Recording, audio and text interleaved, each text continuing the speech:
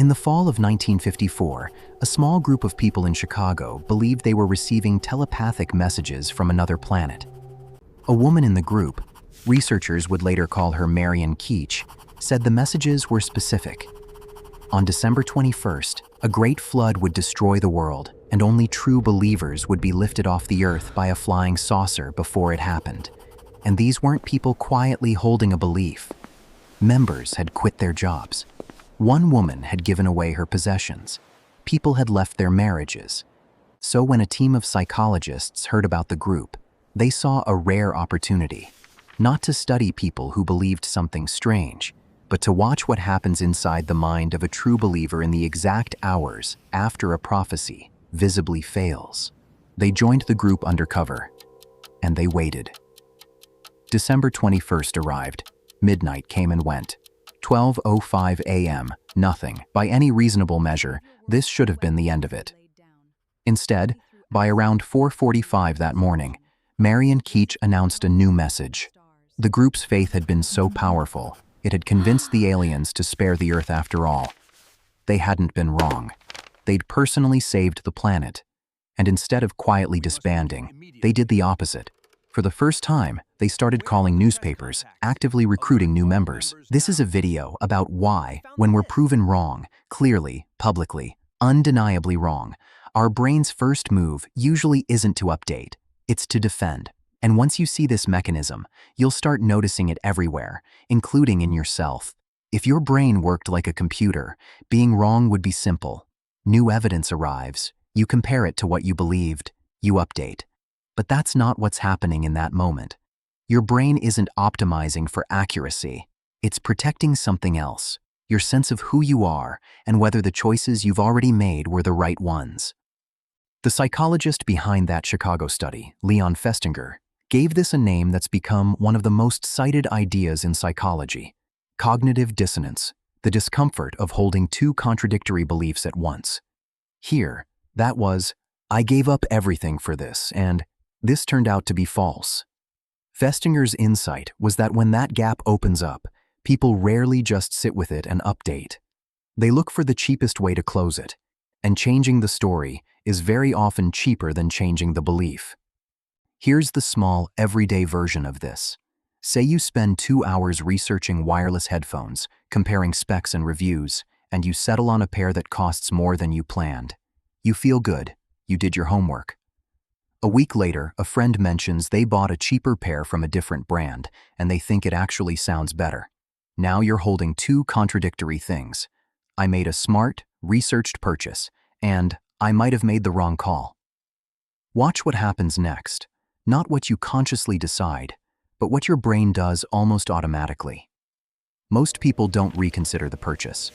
They go looking for reasons the cheaper pair isn't really better.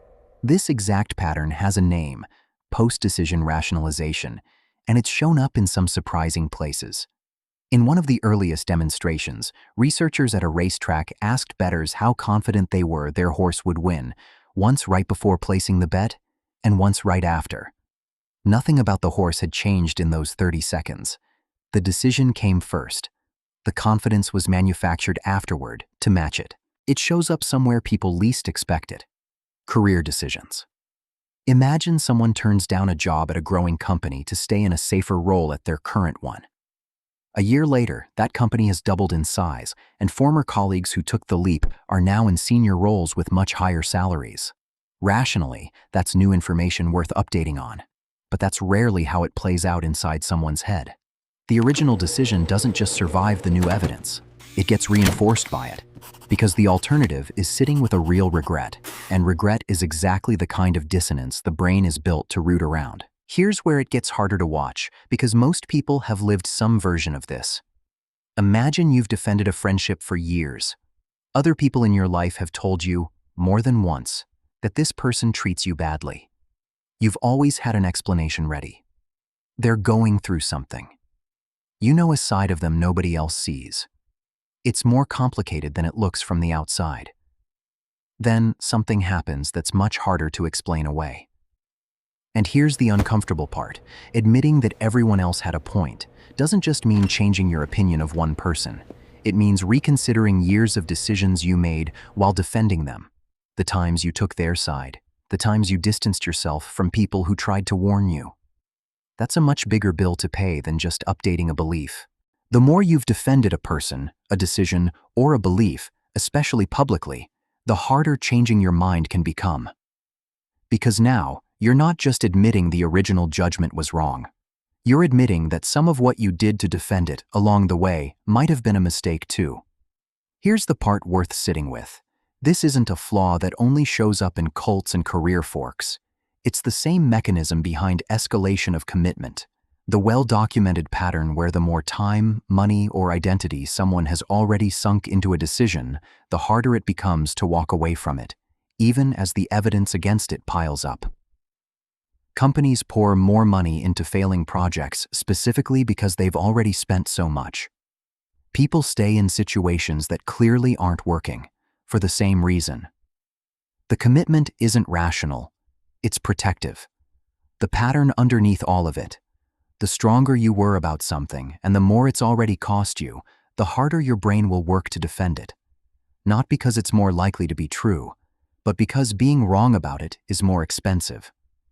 So next time you feel that flash of defensiveness, the instant someone challenges something you believe, a flash that arrives before you've even processed their actual argument, that's not proof you're right.